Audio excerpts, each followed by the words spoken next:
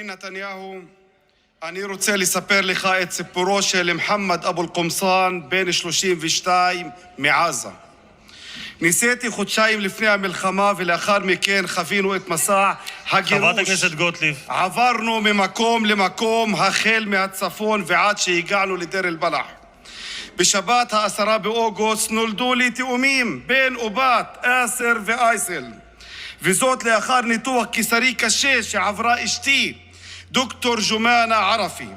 שמחה מילאה את ליבנו בבואם של ילדינו הראשונים.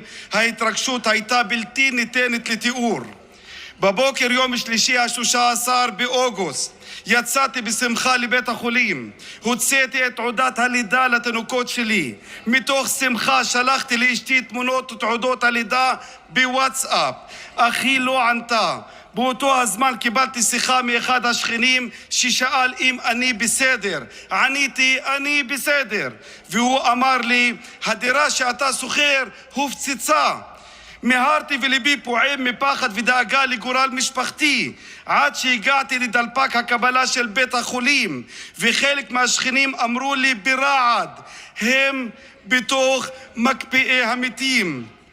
לא עברו 10 דקות מאז הוצאתי תעודת הלידה, ופתאום אני מוציא להם תעודות פטירה. התמוטטתי.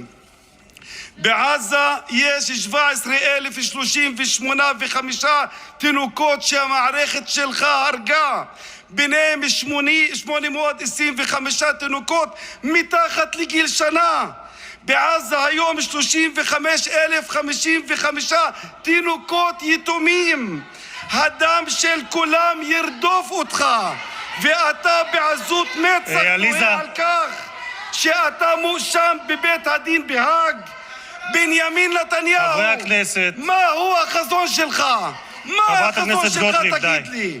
מזה 30 שנה אתה רוצח סדרתי של השלום. לא, עצור.